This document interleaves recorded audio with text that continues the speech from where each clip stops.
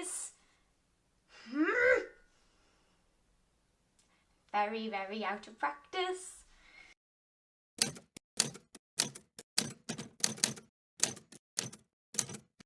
Hi everyone, it's Liz. Happy New Year! It's now 2021. Aren't we all happy that 2020 is laid to rest? I'm hoping for a better year this year. I'm sure all of you are as well. You may have noticed we have a change of scenery for this video. Welcome to my bedroom. Today I'm going to review everything that I made in 2020. I think I've got everything here. I'm going to try some bits and pieces on. I'm not going to try everything on exhaustively. I'm going to talk about my favourite make. I'm going to talk about my least favourite make and probably talk you through all the various categories of garments that I made. I'm also going to talk about some historical pieces that I made last year, and these were made actually for a Victorian ball that never happened, that Claire and I were meant to be going to. We still live in hope that it's going to go ahead this year, fingers crossed, we'll see. And that will mean that I need to get a wriggle on with making my Victorian ball gown in 2021. Apologies in advance because I can't wear my usual lavalier mic because, you know, trying things on is not very conducive to wearing a lapel mic. But I do have a microphone fixed onto the camera. Hopefully it gives decent quality audio. The proof will be in the editing, I guess. So without further ado, let's get on with looking at some of the things that I made. First, let's talk about lingerie makes. So in 2020 I made quite a stack of bras, I think you'll agree. So I made 2 underwired bras, and I also made 1, 2, 3, 4, 5, and I made 6 bralettes. I know that a few people watched one of my very first videos, which was me stamping fabric and making 3 different bralettes with the resulting fabric. And a lot of people asked how I thought it would hold up in the wash. I always hand wash my handmade bras purely because I want them to last for as long as possible.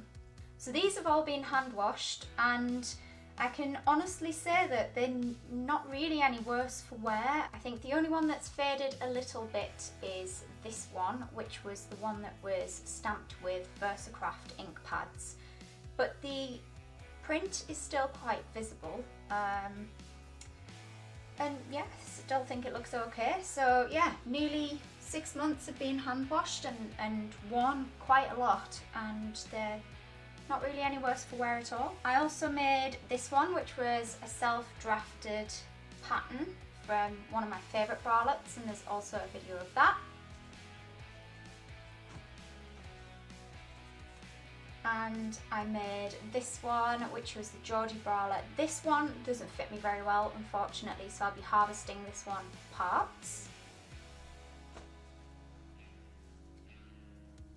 And I made this really cute little velvet one, which I've also made a dress out of this fabric as well. And the fabric's not very nice to work with. It's really weirdly slippy and stretchy for something that's not so stretchy of a velvet, but yeah, I wouldn't want to make lingerie with it again. Anyway, so for underwired bras that I made this year, I made this Black Beauty, which has been absolutely worn to death. I think my only small criticism of this one is that the closure at the back is just a little bit too big for the back band, so definitely you can still tell that it's a bit handmade. But this one I would have to say is my absolute favourite bra of 2020. It's made with this super cool skull lace over a kind of bright turquoise bra foam. Try it on.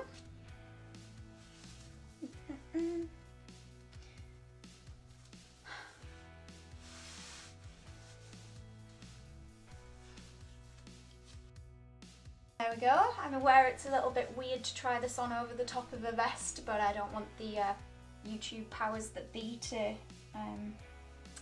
sack me off their platform, basically. So yeah, I love everything about this bra. I love the lace, I love the colour, and the fit is really great. I really didn't have to make any mods at all, except that I took about ½ inch out of the back band at the back, which is not really any big deal. And yeah, the fit is really perfect. You can have a look over on my Instagram account if you're interested in seeing some more modelled photos of it. So that concludes bras. Let's move on to pants. I'm not going to use the word panties, just so you know. I hate that word.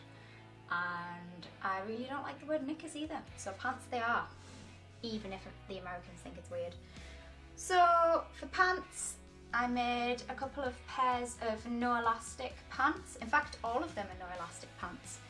I made some cute avocado ones, some very plain purple jersey ones, and I also made some like fishbone print ones. These are all the Ava pattern by Lulu. She has a pattern store on Etsy. One thing I realised this year, and this is kind of a bit of a tangent but also related because it affects these pants, is that sometimes jersey print quality just isn't the best. I'll try and show you a close-up of these pants, but basically the black dye on them has faded really badly, and it's not something that now I can really dye over because I'll lose the fun print. So I'm just going to have to live with it, but it has kind of made me think about the quality of our fabrics, and by our I mean the sewing community. I guess if we're not buying really good quality fabrics, how is it any better than shopping fast fashion? And it's something I've been mulling over because these kind of look fit for the bin now because they're really faded. You wouldn't want anyone seeing you in them, let's put it that way.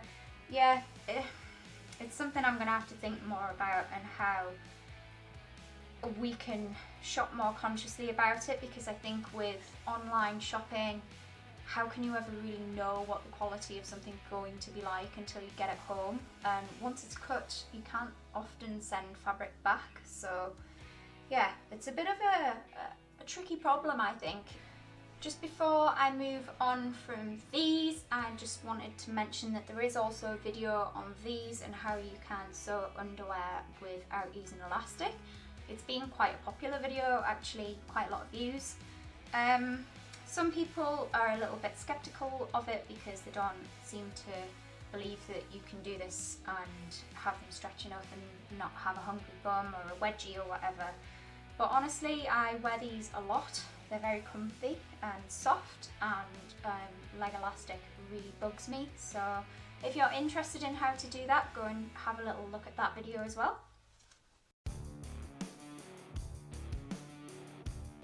I'm going to move on to sportswear now. At the beginning of 2020, I was quite into working out, doing a lot of home workout videos and also going to the gym, and obviously COVID struck and now that's not a thing anymore. Even when we weren't in lockdown, I still didn't feel very comfortable going to the gym. But anyway, let me talk about the workout clothes that I made. I made these in sets, kind of. We'll talk about space fabric first. This was an offcut of, I can't remember whether it was swim fabric or athletic jersey that I got from 42 Custom, and it's so cool, I love it. The pattern is the Super G's by Greenstyle, and I made this power bra also by Greenstyle to go with it. Have a little try on. Ooh.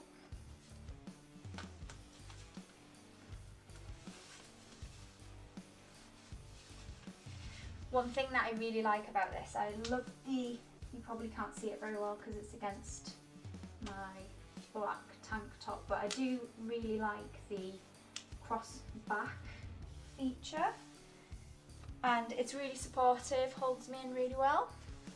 So I do like this one. And then I also made these amazing Space Cats leggings.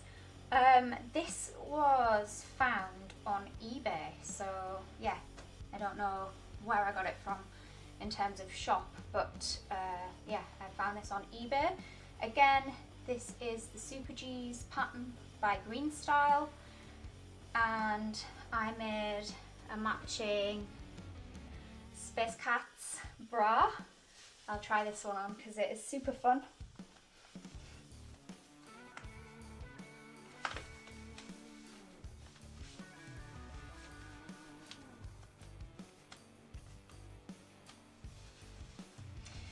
Oh yeah, so this one is the same Space Cats fabric, but I put an overlay of fishnet over the top of it, and it's just kind of fun and punky, isn't it?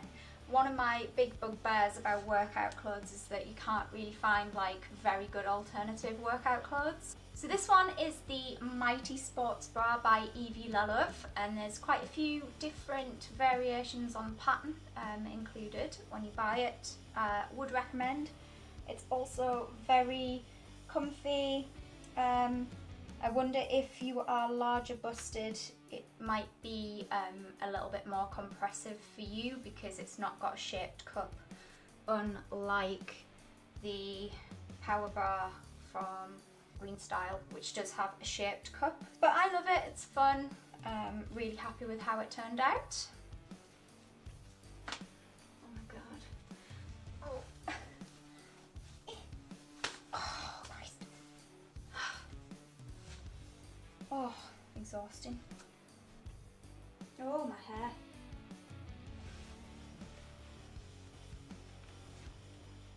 And then the last two things that I made was I wanted to do a comparison between the Greenstyle Super G's and the Pattern for Pirates peg legs. Now, the peg legs are a free pattern, and they also have a sports add-on pack which will give you things like a gusset and a side pocket and an extra high yoga waistband.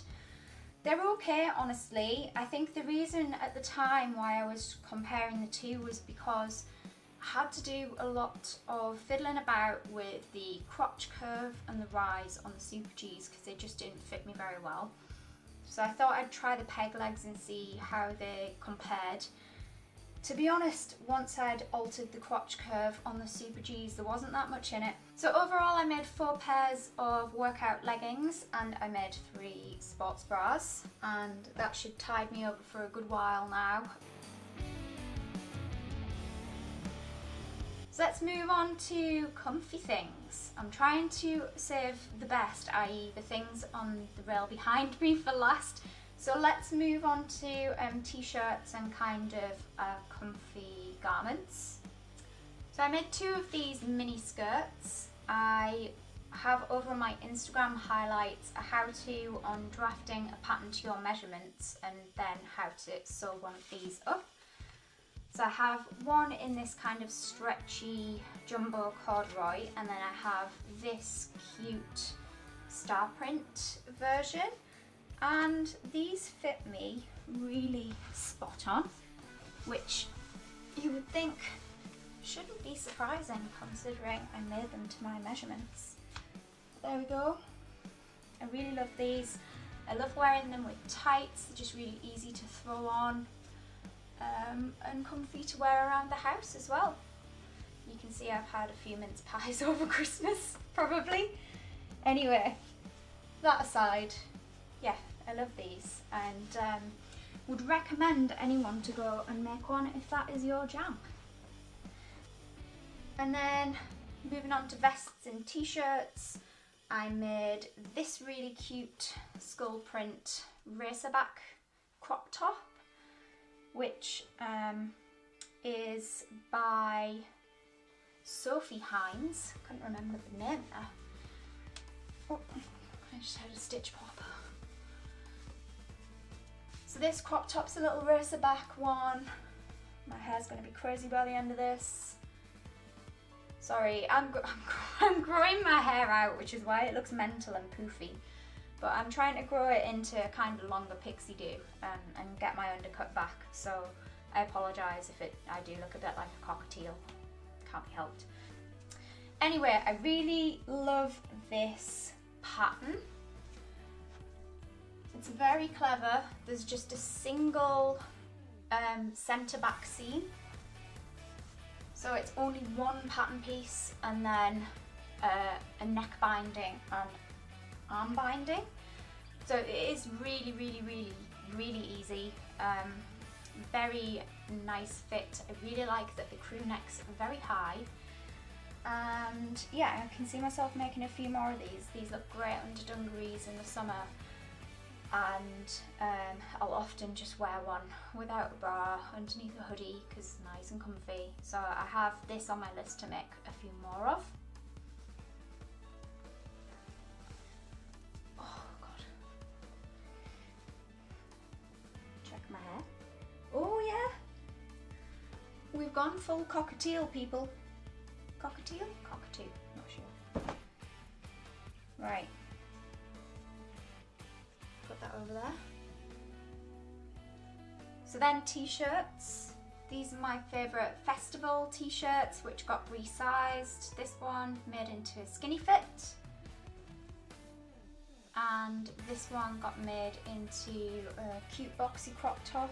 Again, you can see that in I think my last November makes video perhaps. Or December makes. So yeah, this one will be cute over a vest with some high-waisted trousers. In the spirit of comfy clothes, it wouldn't have been 2020 if we didn't spend a lot of time in sweatpants. So the first pair that I made were the True Bias Hudson joggers. I really love the fit of these. These are a low rise or medium rise. They have nice side pockets in them. They don't pretend to be anything that they're not. Skinny, tapered leg, which you can probably see. Yeah, I just love these. They're just so comfy. I think I will probably have to, if I make these again anytime soon, grade the legs out a little bit. These black joggers are by my great mate Nicole, who has started her fashion house of Akong, and these are her Anywear joggers.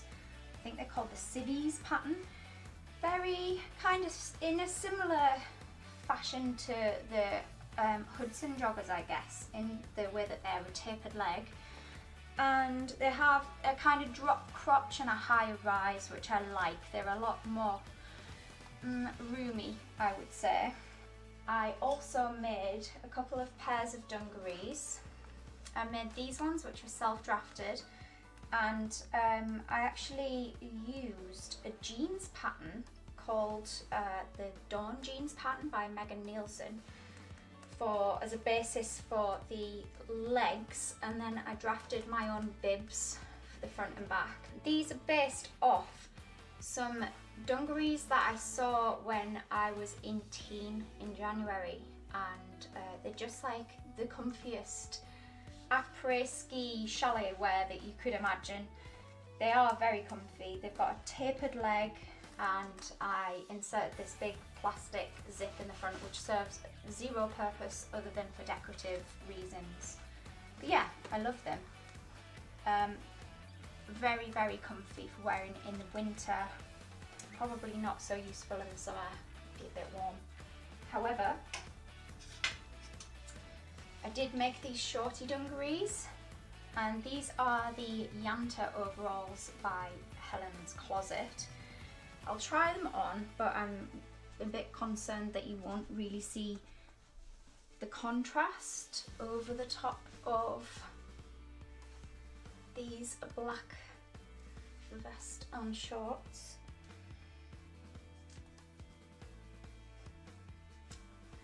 But yeah, I love these as well. I have a bit of a sway back issue going on. I've tried wearing these with a crop top before, and you can see my pants, so I would only wear these with a vest, I think, until I make a new pair and put some slightly bigger darts in the back, I think, and that'll solve the sway back issue. But I do love these. They look great with tights on in the winter and a long sleeved top. They also look really good with a crop top underneath in the summer. So versatile. I think of all the things I made in 2020, these were probably my most worn thing. So I definitely need to make some more. Carrying on in that comfy vein, I hope my hair's still okay. I made a hoodie, and this one is in this really gorgeous brushed back soft jersey that I got from First for Fabrics, and was paired with a very similar fabric with a cat print on it, which I think is a Stoff and Still one, which also was from First for Fabrics. This is the Tammy Revolution hoodie by New Horizons. It's a lovely fit. It's tapered in just enough at the waist just to give it some nice shape and not be too boxy. One of my favourites. I think this pattern has the option of a double hood as well, which I might make next time, and also has like this cute crossover hood detail. Very nice, I like it a lot.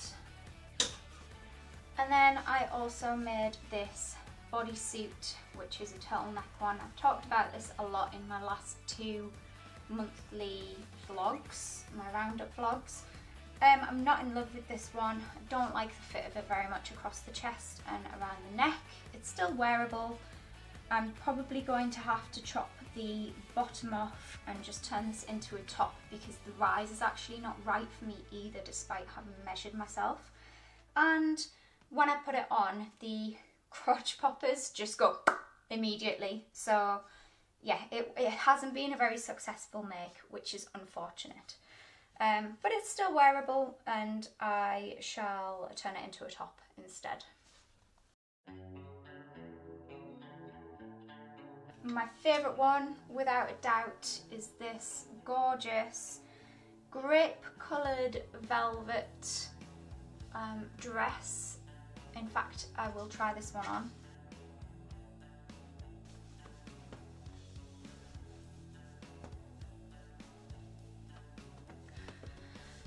So this is the True Bias Nico dress, and this is a turtleneck with a couple of different views, so you can make it either as a top or you can make it as a dress, which is what I went for. And it can also be sleeveless or sleeved. Actually, the length of sleeves that I've got is not an option in the pattern, but I did try it with long sleeves, didn't really like it, so I cut the sleeves off quite short. And it has nice slits, quite demure slits really for me. And yeah, I love this. I wore it on Christmas Day, and I also wore it on New Year's Day. Right, now I get to try and struggle out of it. Oh God.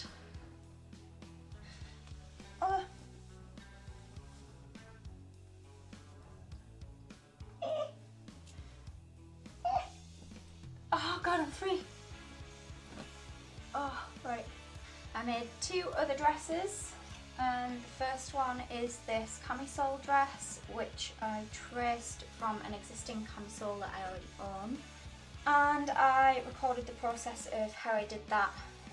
That was one of my earlier videos this year. Last year, oh my God.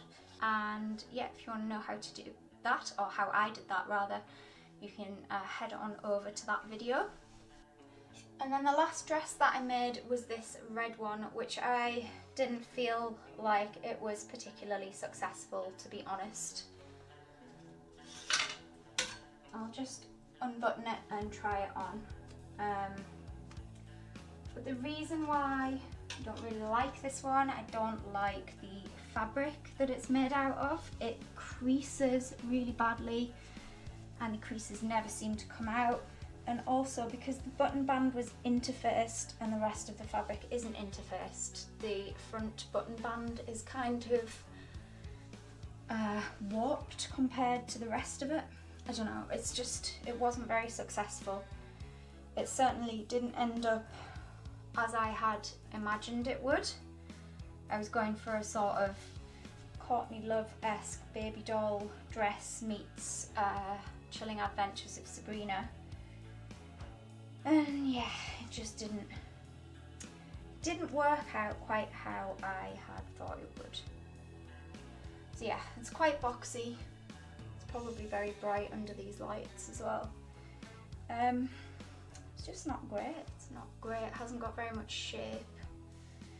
I had to cut so much off the bottom hem because it all dropped at different levels. I had to cut loads off and then it wouldn't hem properly, so I had to do a rolled hem. It's just a bit disastrous and not something I'm in a hurry to repeat. So I'm sworn off this kind of viscose twill stuff and I probably won't bother working with it again. It's an absolute nightmare. So that brings me on to probably one of the most ambitious things that I made this year, and this was one of my historical projects, which was my set of Victorian combinations, which haven't actually made it into a YouTube video yet because I made them very early on in the year. And Claire, who won the Sewing Bee, she has also made some because we are going to a Victorian ball together along with Claire's friend Bryony, and we all had a go at making some combinations. So these are made out of a really fine featherweight cotton called cotton batiste, which is what handkerchiefs are often made out of. Really fine, gauzy and floaty, only kind of a step away from voile really. Oh, I'm lost. And these were made with, I think, a truly Victorian pattern. So obviously you wouldn't normally wear them over a little vest top like this, they'd just be over nothing. And they wouldn't leave much to the imagination, as you can see, because they are really see-through. I'm just going to pull my vest down underneath them because it's kind of older. But yeah, you wouldn't want to be showing anyone your combinations. You can see why they would perhaps have been considered to be quite lewd, even though they cover up quite a lot. You can definitely see through them. So these have a gap in the crotch, which is what you would have done your toileting through, and you would have worn nothing underneath these, so they would have been quite an airy option, I think, as far as underwear goes. And then I also made a self-drafted Victorian corset. Again, this doesn't exist in YouTube land at all. This was before I started getting involved in YouTube videos. And this is made out of a single layer of corsetry couture in this kind of biscuity champagne colour, which was from So Curvy. I think this is a sateen couture, and it's finished off with a black binding all around the top, double exterior boning channels and a silver busk, and then it's hand flossed at the top of all the boning channels with silk embroidery floss, and it has a black waist tape inside as well, which I'm sure you can see from there. So these would form the foundation of my Victorian outfit for the Victorian ball. So I didn't actually follow a pattern for this corset. I drafted this one myself using a tutorial over on Foundations Revealed, which is free. Oh god, it's really hard.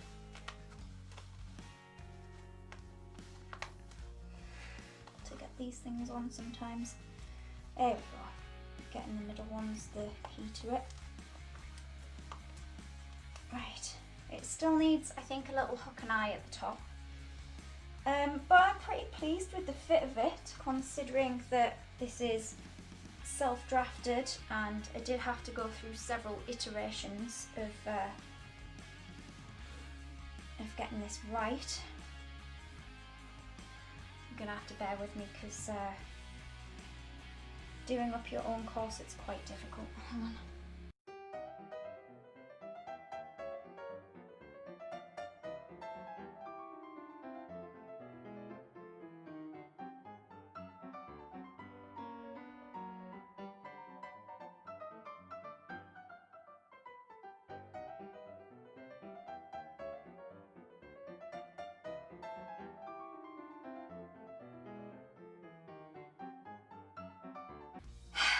So I have actually managed to lace myself into it. I dare say that this probably fits me better now than it did when I first made it. I think probably the bottom is still got a little bit extra that could be pinched out of it, but otherwise it's a pretty good fit. I think there is a little bit of a, I think when I tried it on before, it is a little bit lopsided as well. The busk is just leaning over to that side, which makes me think that it probably needs some taken out of the bottom. But anyway, yeah, that's me in my Victorian undergarments, ready to go to the ball, if it ever happens. I best get a move on with making a dress.